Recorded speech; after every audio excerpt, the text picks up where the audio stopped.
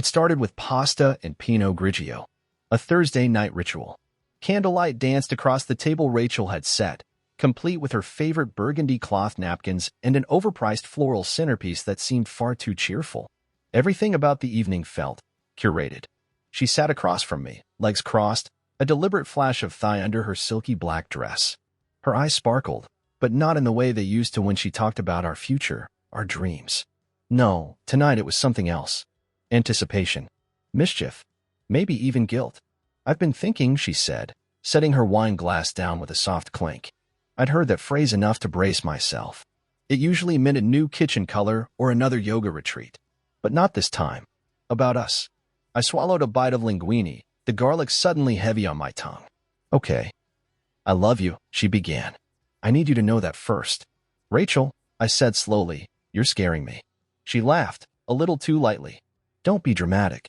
It's just, I've been reading this book about modern marriage and how couples are redefining what commitment means." There it was. A loaded silence filled the room. "You're not saying what I think you're saying. I want to open our marriage," she said, her voice smooth as satin. "Not because you've done anything wrong. I want to explore.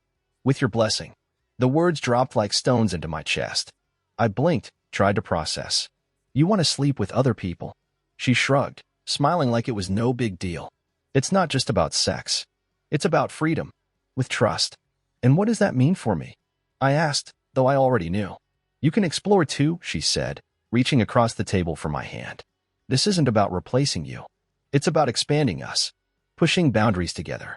Her hand was warm, her grip firm, like she was trying to anchor me. But all I could feel was the ground shifting beneath my feet. I stared at her. The woman I'd built a life with. The woman I married 9 years ago under a canopy of stars, who once cried when I surprised her with breakfast in bed on a random Tuesday. Now she wanted freedom, with trust. "How long have you been thinking about this?" She hesitated. "Just long enough." "A few months," she said. "Since that Napa retreat." Some of the women were talking about their experiences. It made me realize how much I've shut down parts of myself. I stared at her, seeing her for the first time not as my wife, but as a stranger with secrets. A woman who had already crossed a mental line. "Is there someone already?" I asked, my voice low. "No," she said, too quickly. Then she blinked. "Well, not yet. But I've been talking to someone. Just talking." "Of course." "Who?" I asked. "It's not important." "It's very important." She paused. Then, with practiced calm, she said, "His name's Aiden. From the yoga studio." I knew the name. I'd seen his comments on her posts. Always a little too familiar. I'd even asked about him once. She brushed it off then. And here we were. My fork clattered onto the plate. So this whole dinner, this wasn't a discussion. It was a formality. "No," she said, her eyes wide, her mouth tightening. "I'm including you. I want us to navigate this together." I nodded slowly. The wine burned down my throat. That night, she climbed into bed next to me like nothing had changed. Her body was warm under the sheets, her breathing soft. But everything had changed. I lay there, staring at the ceiling, feeling the beginnings of something hollow stretch through my chest. Sometime after midnight, I got up, sat in the dark living room, and stared at the wedding photo on the wall. Her smile, my arm around her waist. We looked invincible, unbreakable. I reached for my phone and opened a blank note. The cursor blinked at me like it was waiting for a decision. And I typed, "What happens when the person you trust most hands you the knife?" I didn't have an answer, but I had a feeling I was about to find out. The night she went out for the first time, she wore the red dress. It had always been my favorite, tight at the waist, loose enough to hint at movement, but snug enough to make it clear she knew exactly what it did to me. I bought it for her 2 anniversaries ago, and I remember how she blushed when she first tried it on in front of me, turning slowly like a movie scene, asking too much. That night, it was definitely too much, but not for me. Rachel stood at the mirror by the stairs, putting on a final coat of lipstick. I was halfway down the hallway when I caught the sight of her. The curve of her hips, the shimmer of perfume in the air. The dress clung to her body like it had been waiting for this moment. Her heels clicked softly on the hardwood as she turned, caught my eyes in the mirror, and smiled. "You're really going through with this," I said. She paused, just for a breath. "I told you I'd be honest. And I'm supposed to be okay with this?" She turned to face me fully now. Her earrings sparkled like little razors. "You said you were willing to try." I didn't reply. There was nothing to say that wouldn't make me sound petty, jealous, insecure. All the things she was subtly accusing me of whenever she talked about being modern and evolved. As if sleeping with someone else was somehow brave. She picked up her purse, something new and slim and elegant. Not the kind of thing she took to dinner with friends. "Who is it?" I asked. "Is it Aiden?" She didn't answer. That told me everything I needed to know. She walked over, kissed me on the cheek. I didn't move. Her lipstick left a ghost on my skin, cool and red. "Don't wait up," she said, and walked out the door. I stood there, listening to the sound of her heels clicking down the front steps. Then the quiet roar of the engine starting. The taillights fading down the street. I walked into the kitchen. Her wedding ring sat on the counter next to the sink. A casual decision, like taking off a jacket. No note. No hesitation. Just freedom. I poured myself a drink. Then another. By the third, I was watching the clock like a countdown to something I couldn't name. Midnight passed. Then one. I stared at the ring. A little gold circle, once a promise. Now it looked like a lie. I opened her Instagram, looked at her latest post. A picture of her at brunch last weekend, sunlight hitting her hair just right, mimosa in hand, smile wide and perfect. I scrolled through the comments. Beautiful. Goddess. That glow. And one from Aiden. Just a flame emoji. I slammed my phone down and stared at the ceiling. At 1:47 a.m., the door creaked open. I didn't move from the couch. I could hear the soft shuffle of her heels against the tile.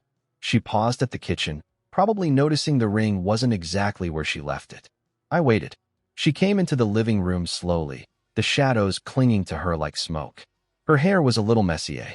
There was a flush in her cheeks, and when she bent to pick up her shoes, I noticed it. Lipstick. On her neck. Not hers. Too bright. Too careless. "You're still up," she said softly. Didn't feel like sleeping. She sat down on the opposite end of the couch, her body barely angled toward me. Like I was a stranger she'd met at a bus stop. The silence between us stretched. "I don't want to talk about it," she said. "I bet you don't." She sighed, leaned back, closed her eyes. I couldn't stop staring at the mark. That red smudge, bold and undeniable. "Did it make you feel alive?" I asked. She opened her eyes, but didn't look at me. "Yes," she said finally. "It did." I took a slow breath. The pain didn't come all at once. It trickled in like cold water filling a tub, slowly soaking through my skin. "I thought we were doing this together," I said. "We are." "No," I said. "You were already gone when you asked me. Tonight, this wasn't your first step. It was your next one." Her eyes glistened, but she didn't cry. She never cried unless it was for show. "I'm trying, okay?" she whispered. "I'm trying to be honest. With you. With myself." "Well," I said, standing. "At least one of us is sleeping well tonight." She didn't follow me to the bedroom. She stayed on the couch. I lay in our bed alone, staring at the dark ceiling and trying to imagine who touched her, how it started, how long she'd been thinking about it. I wondered if she thought about me while it happened. Probably not. But the real question that haunted me, that drilled itself into my skull and refused to let go. Did she miss me? Or was she hoping I'd sleep through it, quietly pretending like everything was still okay? Because if she was, then maybe I was never really the man she wanted. Maybe I was just the one who said yes. I was halfway through my second coffee before I realized I hadn't answered a single email. The office buzzed around me. Phones ringing, keyboards clacking, printers humming like they always did. But I sat at my desk, staring blankly at my screen. My inbox was full, but all I could see was her face the night before. Flushed, distracted, lips slightly parted like they'd just been kissed. The memory of that lipstick on her neck burned behind my eyes. I clicked open a spreadsheet and pretended to scroll through it. The numbers blurred together like static. It had been like this for weeks now, since the agreement. Since the night she came home and didn't apologize. "Adam." I turned. Vanessa Steele stood at my cubicle entrance. Tall, poised, dressed in slate gray with a silk blouse that hinted at curves beneath structure. She always looked like she was walking out of a fashion magazine and into a courtroom. Cold but not cruel. And impossible to read. "Can I steal you for 15? She asked. Not a question, not really. "Sure," I said, grabbing my notepad, though I hadn't written anything in it for days. Her office was on the top floor, glass walls, clean lines, not a paper out of place. She gestured to the seat across from her and closed the door with a soft click. It muffled the chaos of the office outside and left us in a bubble of quiet tension. "How are you doing?" she asked, opening her laptop. I blinked. "Fine. Just busy. You've said that twice this month. You haven't logged a full set of client reports since the first." "Shit. I've been distracted. A few personal things going on." She arched an eyebrow but didn't push. "This is a performance review, Adam. Not a scolding. But I need to know if something's happening I should be aware of." The air felt tighter now. I shifted in my seat. "Nothing I can't handle." Vanessa leaned back, folded her arms. "You've been one of the most reliable associates I've worked with. 3 years. No major issues, always early, always prepared. Then suddenly this." She tapped a few keys. 3 late submissions. Missed follow-ups. And I've seen you staring at the wall more than your screen. I've just been dealing with some changes at home." Her expression softened slightly. "Divorce?" "Not exactly." She waited, giving me the kind of silence that demanded truth. "My wife wanted to open our marriage," I said before I could stop myself. Vanessa's eyes flickered, not with shock, but curiosity. "And you agreed?" I let out a dry laugh. I said yes, because saying no felt like losing her. "And now I'm just waiting to see how many times I have to die before it's over." For a long moment, she didn't say anything. Then she closed her laptop and leaned forward. "Most men don't admit that," she said. "The bleeding. The ache of staying silent." I stared at her, thrown off by her tone. It wasn't sympathy. It was recognition. "You've seen this before?" I asked. "I've been this before," she said simply. The words hung in the air. "Is that why you've never married?" I asked before I could second-guess it. She smirked. "I like control too much." There it was, that cool confidence. The same control that made her a force in the boardroom. And now, sitting across from her, I saw it wasn't just about work. It was personal, strategic. She didn't give herself away, not unless she wanted to. "Well," I said, clearing my throat, "I promise I'll get things back on track. I don't want my personal life bleeding into my work." "It already has," she said, but not cruelly. "But maybe that's not always a bad thing." I frowned. "What do you mean?" "You've been sleepwalking, Adam. Even before this. Going through the motions. Always doing what's expected, never asking for more. Now something has cracked. You're not distracted, you're waking up." She stood and walked over to the window, her heels clicking softly. "Pain has a way of forcing clarity," she continued. "It strips us bare. Teaches us what we actually want instead of what we've settled for." I watched her as she spoke, the city skyline behind her like a backdrop from a dream. There was a sharpness in her presence, something magnetic. It wasn't just her looks. It was how she carried herself, how every word was deliberate. "I don't even know what I want anymore," I said, half to myself. "You will," she replied, "if you're honest." She turned back to me, crossing the room in 3 slow, measured steps. "You're valuable, Adam. Not just as an employee. You just need to stop giving away your power." And just like that, the review was over. She opened the door, signaling it was time. But as I stood, she stopped me with a hand on my forearm. It was brief, light, but deliberate. Her fingers lingered half a second longer than they needed to. "You're stronger than you think," she said. And then she was gone, back to her desk, back to her world. But the echo of her words stayed with me long after I sat down again at mine.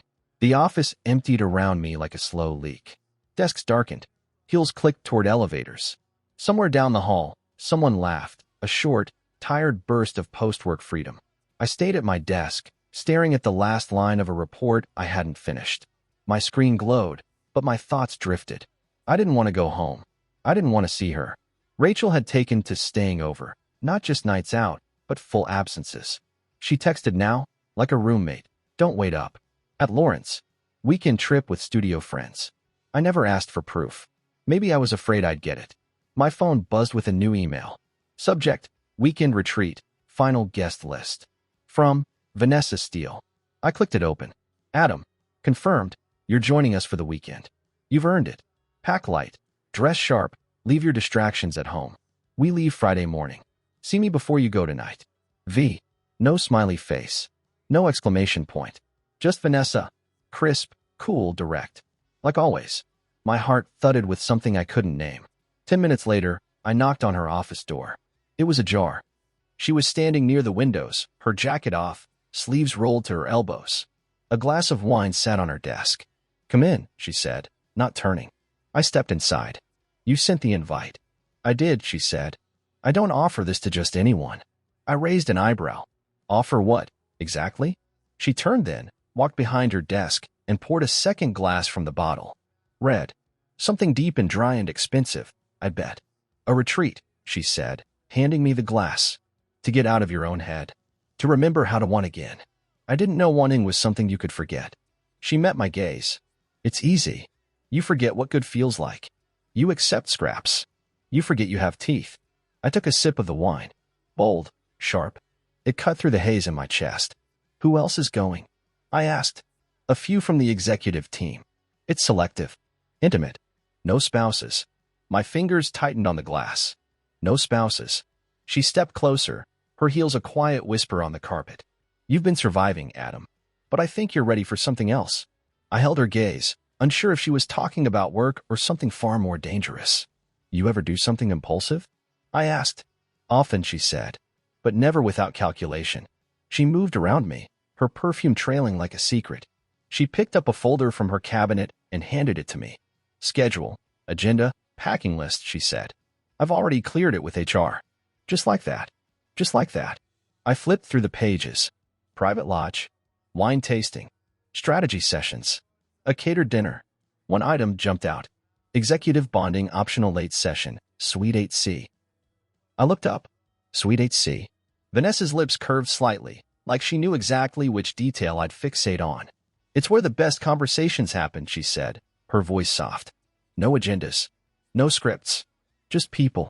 Is that an invitation? It's a door, she said. You can knock. Or not. She walked back to her desk and finished her wine. But Adam, she said, her tone dropping half an octave, don't come if you're going to keep pretending. You want to feel something again? Then feel it. I left her office with the folder and the weight of her words. At home, Rachel wasn't there. Of course not. Her side of the bed was untouched. The place was neat, sterile. Her scent still lingered in the hallway, soft and floral and faintly bitter. I stood in the closet, staring at my suits. Pack light, dress sharp. What the hell was I doing? I grabbed the suitcase anyway. That night, I texted Rachel for the first time in days. Got invited on a weekend retreat.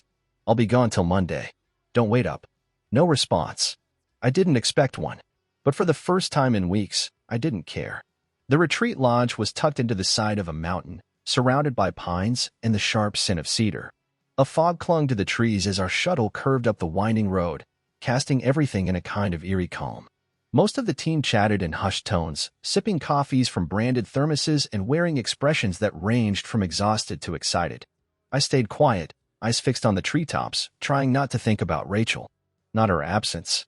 Not what she was probably doing right now. When we arrived, the concierge handed out keys. Mr. Carter, she said, holding mine a little longer than necessary. You've been upgraded. Suite 9C. Top floor. My brows lifted. Upgrade. Company directive, she replied. Miss Steele requested it personally. Of course she did. The suite was a world unto itself. High ceilings, fireplace already lit, a plush king bed with dark gray linens that practically whispered sin. A bottle of red wine sat on the table beside two crystal glasses. On the desk was a note. Handwritten. Welcome to the top floor. You've earned more than space. V. I stared at the note for a long time, fingers tracing the V like it was some kind of trigger. There was a knock at the door exactly 30 minutes later. I opened it to find Vanessa. She wore a fitted black dress, not corporate black, but something silkier, made for night. Her heels clicked softly as she stepped inside without waiting for an invitation. You settled in? She asked, eyes scanning the suite. Apparently I got an upgrade. She smiled faintly. Apparently. She walked to the wine bottle, uncorked it without asking, and poured 2 glasses. When she turned back to me, I caught something new in her gaze. Not just curiosity. Hunger. I told you there'd be no scripts, she said, handing me a glass. No expectations. But there are rules. I took a sip. Lay them on me. Her voice dropped, low and deliberate. Rule 1. No guilt. Easy. Rule 2. No strings. I hesitated. Even easier. Rule 3, she said, stepping closer now, her perfume curling into the space between us. You don't speak my name once we leave this suite. My breath caught. Not from shock, but anticipation. What do I call you? She leaned in, lips brushing my ear. Nothing. You just listen. And just like that, she kissed me. It wasn't tender. It wasn't polite.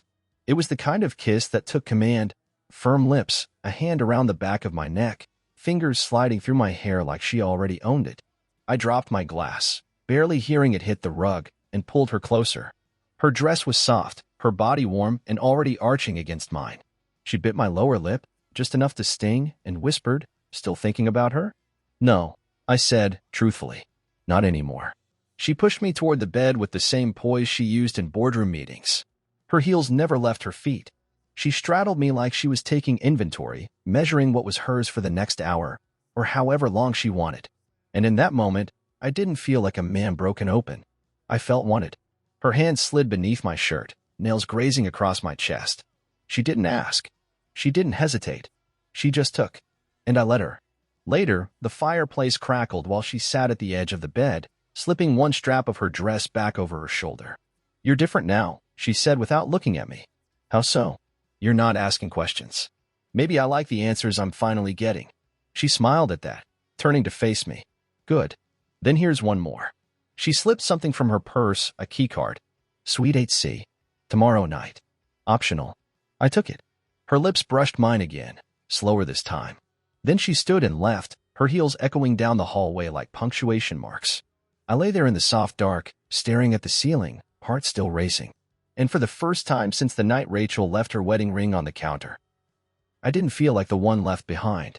The next night, I stood outside Suite 8C with the keycard in one hand and a trimmer in the other. Vanessa didn't leave instructions. She didn't need to. Her invitation, if it could even be called that, was a test. When I'd already passed the moment, I slid the card through the lock and stepped inside. The room was dimly lit, candlelight flickering off the walls like a heartbeat. Music played softly, jazz, slow and smoky. A bottle of wine sat chilling in a silver bucket beside two glasses, untouched. But it wasn't the wine or the music that caught my attention. It was her. Vanessa stood at the far end of the room, back to me. She wore a black satin robe that hugged her body like liquid ink, the belt tied with careless precision. Her hair was pinned up, exposing the line of her neck. Barefoot, silent, a statue of restraint. "Lock the door," she said without turning. I obeyed. "You came," she added, almost amused. "Curiosity," I said. She turned slowly, eyes locking onto mine like crosshairs. "Not submission?" "Not yet." That earned a smirk. "Good. I don't like easy." She approached me slowly, each step measured, deliberate. When she reached me, she didn't touch. She just looked. "You're not the man who came to me broken last week," she said. "You've started rebuilding." "Maybe," I said, "but I'm not rebuilt yet." Vanessa stepped closer, fingers brushing my chest. "Then let me help." Her kiss this time was slower, still commanding, but layered with something deeper. Control. Precision. Her hand slid under my shirt again, but this time, she was testing me, waiting to see if I'd hesitate. I didn't. I pulled her against me, kissed her back with teeth, hands, breath. She gasped, just a little, and I felt it. The moment the power shifted, the moment she let it shift. "Take it," she whispered, "but take it right." She backed toward the bed, shrugging off her robe. Beneath, she wore black lace, something meant for unveiling, not comfort. She stood there like a portrait, waiting. And I stepped into the frame. What followed wasn't tender. It wasn't loving. It was raw, unfiltered, and charged with weeks of unspoken rage, longing, and rediscovered hunger. We didn't speak names. We didn't ask questions. She gave orders. I challenged them. When I pinned her wrists to the mattress, her eyes didn't widen, they narrowed, daring me. When I slid her knees apart and moved inside her, she didn't moan, she growled. Her hands clawed into my back, and for the first time in what felt like a lifetime, I didn't feel like a man begging to be chosen. I felt like I was taking what had always been mine to claim. After, she straddled me, bare and glistening, sipping wine like a queen surveying the edge of a battlefield. "You learn fast," she said. "Fast enough. For tonight," she murmured. "But not enough for tomorrow." I chuckled. "What's tomorrow?" She leaned down, lips at my ear. "More." We stayed in that suite until nearly dawn. I didn't ask about rules. I didn't care. I just followed the rhythm of her body, her breath, her commands. I never knew how much I'd missed the feeling of being wanted. Not loved. Not tolerated. Wanted. When I finally left, she handed me my shirt, not my dignity. That I had reclaimed on my own. As I walked back to my suite, exhausted and wired, I passed a mirror in the hallway. I stopped, looked, and for the first time in months, I saw a man who wasn't drowning. I saw a man who remembered how to want. The receipt was still in my coat pocket. A crumpled slip of thick cardstock from the lodge bar, tucked between my wallet and a hotel key I hadn't returned. I didn't think twice when I left it there. Vanessa had said it herself, no strings. But I'd forgotten about it until Monday morning, when I tossed my coat over the back of the kitchen chair. Rachel found it before I did. I came home from work to find her sitting at the counter, the receipt between two fingers, held like a lit match. She didn't speak when I walked in, just stared at me, her legs crossed, her expression unreadable. "What's that?" I asked, pretending I didn't already know. She turned the slip toward me, tapping the logo with her nail. "The Highlands Retreat," she said, voice cold. "Fancy place. Very exclusive." I set down my keys and laptop. "It was a work event." "Was it?" she asked. "Because I called your office. HR said it was a selective leadership program, not something normally assigned to middle-tier associates." So she'd done her research. The passive aggression melted from her tone, replaced by something sharper. Possessive. Maybe even a little. Threatened. "Why do you care?" I asked. "You've had your nights. Your freedom." Her jaw clenched. "So that's what this is? You trying to get even with me?" "No," I said, meeting her gaze. "This isn't about you anymore." That cracked her composure. She stood up, the receipt fluttering onto the counter between us. "So who was she?" Rachel asked. I didn't blink. "Vanessa Steele." The name landed like a slap. Rachel's eyes widened, not in disbelief, but something worse, recognition. "Your boss."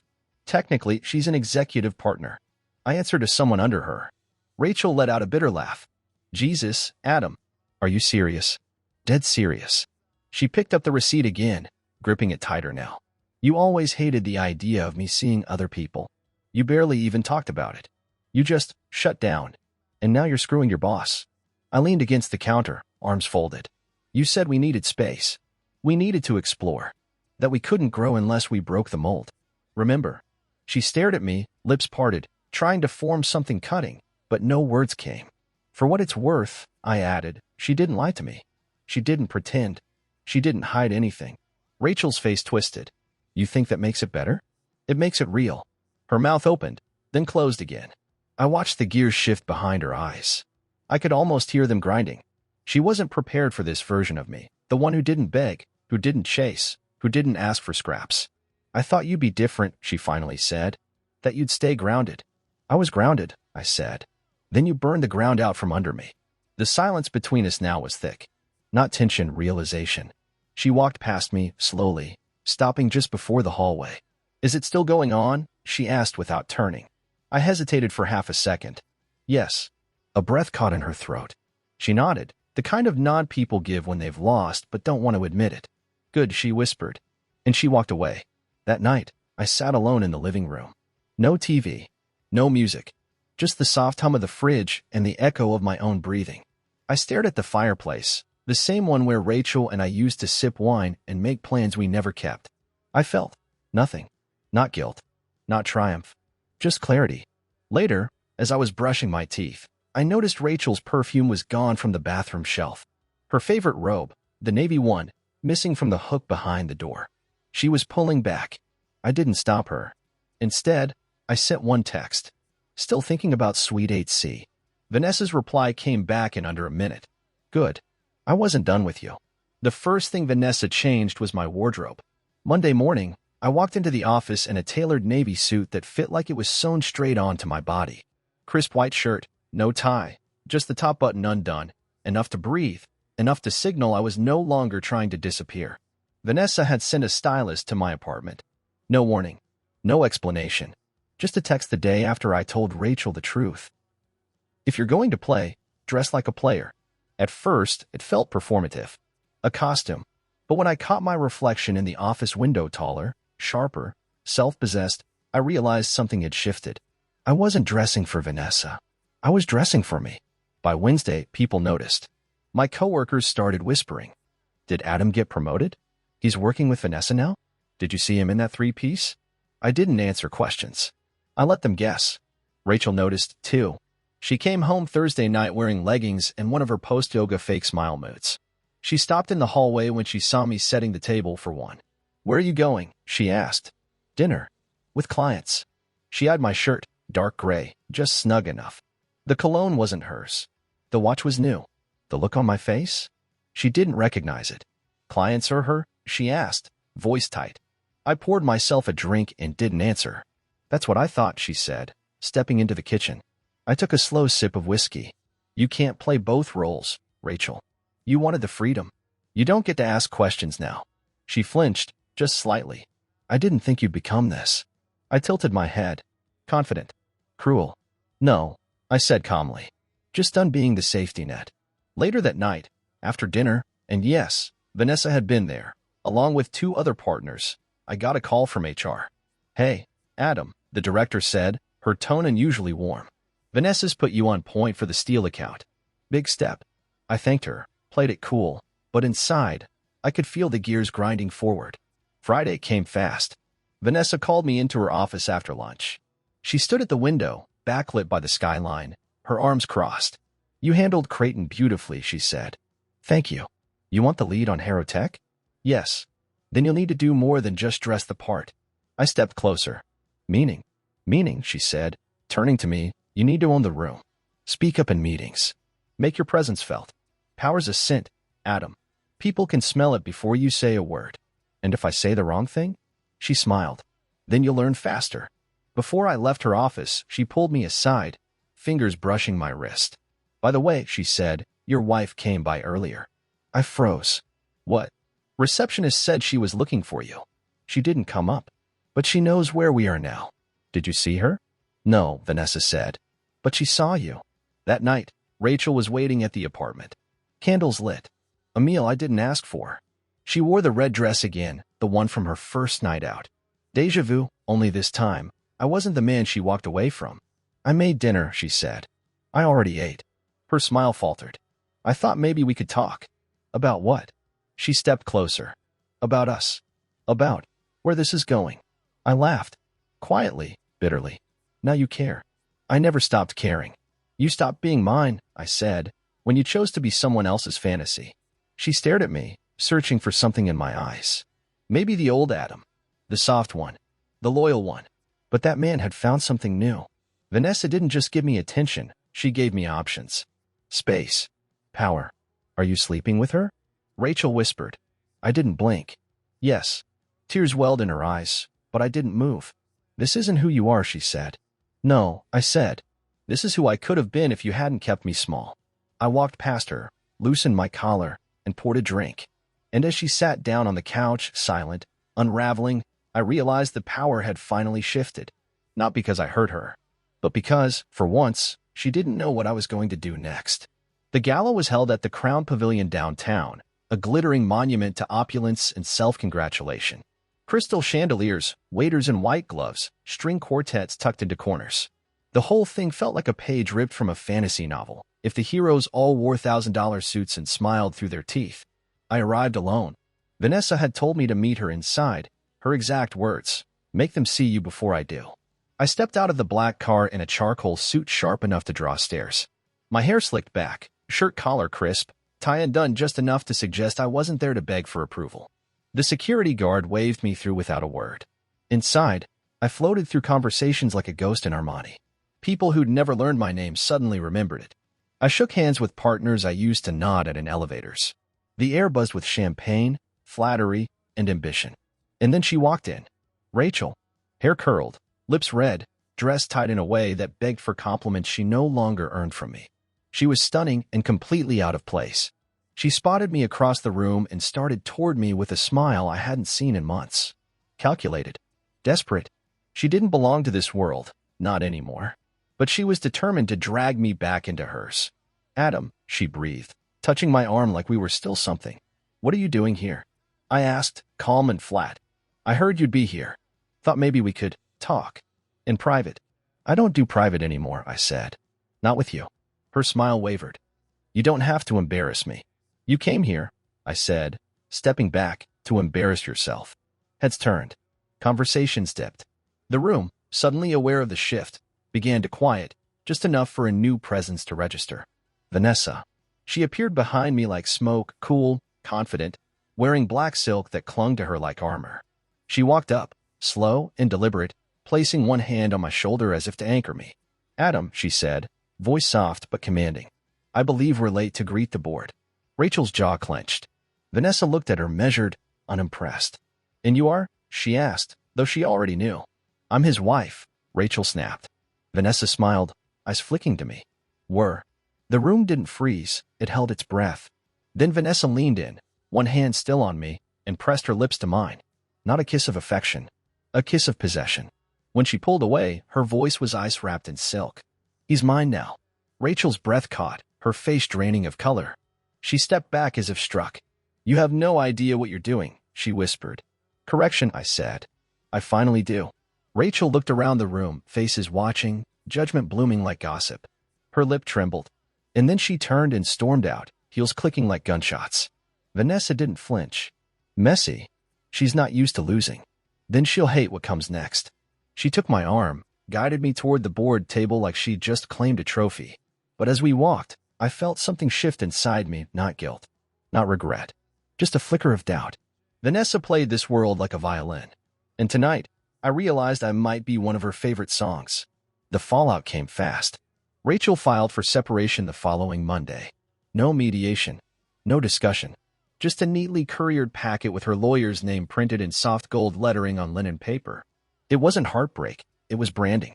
I opened it in the kitchen while my coffee brewed, the morning light indifferent to the legal unraveling of my marriage. The tone was clinical. Language about irreconcilable breakdowns and equitable distribution. Nothing about how she used to trace circles on my chest when we lay in bed. Nothing about the night I held her after her father died. It was all just assets now. She wanted the apartment. I let her have it. Let her have the silence between its walls, the cold tiles where we used to dance barefoot on Saturday mornings. Let her fill it with whatever perfume-scented regrets she thought she could box up and stack in the closet. I moved into a high-rise closer to the office. Sleek, minimal, all angles and glass. A place without memory. The firm buzzed with whispers. HR tried to keep things quiet, but word had already spread. Vanessa didn't seem to care. "Let them talk," she said over wine one evening in her suite. "They talk because we're winning."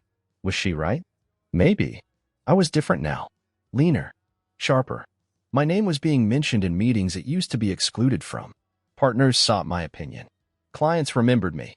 Even my posture changed, no longer folded into itself, but pulled open by something raw and electric.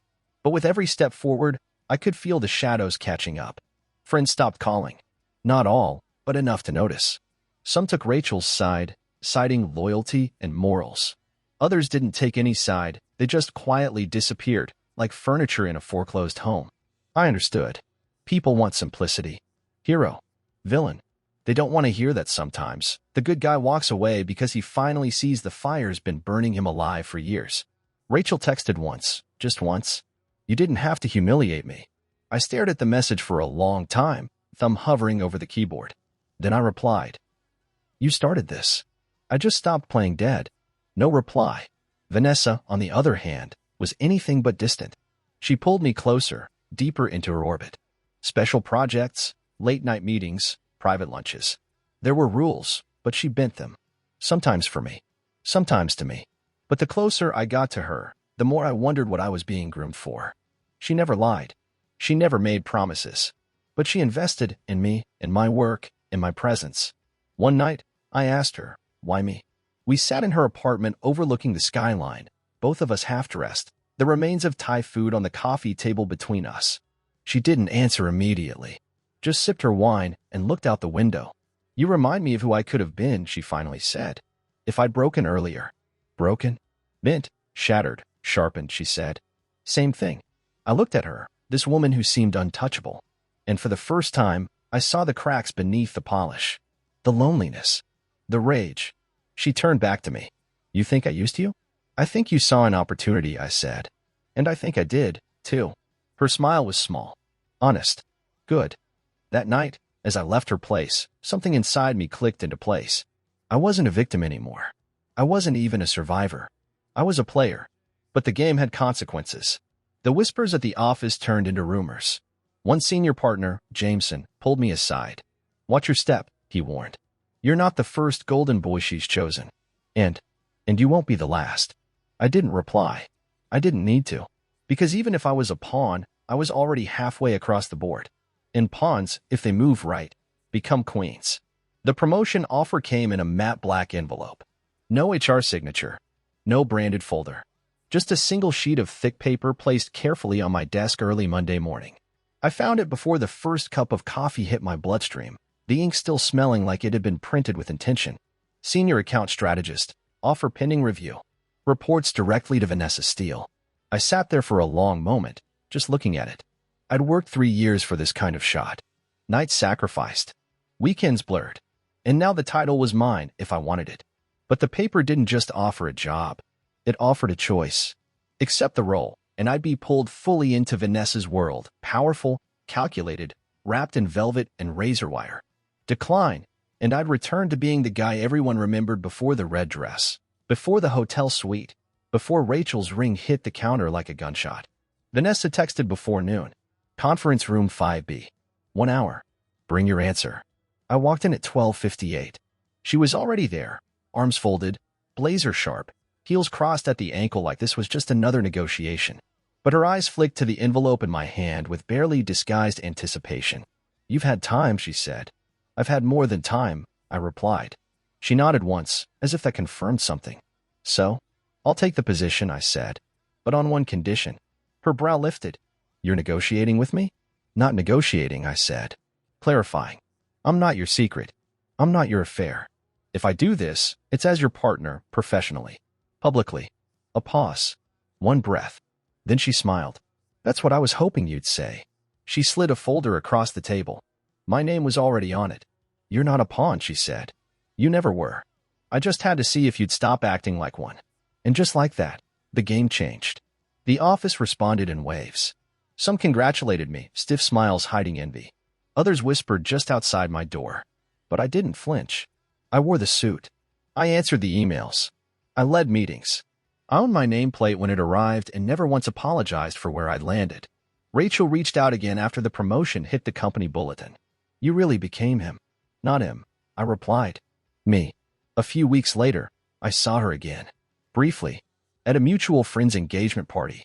She looked radiant, then in that brittle way stress always delivers. She avoided me at first, then finally walked over, wine glass trembling just enough to catch the light. You look different, she said. I am. She bit her lip, searching my face for some flicker of the man she once manipulated. You still talk to her? I work with her, I said. That's not an answer. I tilted my head. Then maybe you asked the wrong question. She blinked and stepped back, suddenly aware of how far we drifted from each other's gravity. That night, I went home alone. Vanessa had texted, Sweet 10C tonight. Doors opened, but I didn't respond. Not because I didn't want her, but because I'd finally realized something crucial. I wasn't chasing anymore. Not love, not validation, not even revenge. I stood in front of my window, city lights buzzing like fireflies, and felt something new settle inside me. Something weightless, dangerous, free. Vanessa thought she'd taught me how to win, but all she'd really done was show me the board. And now, it was my turn to move. Checkmate.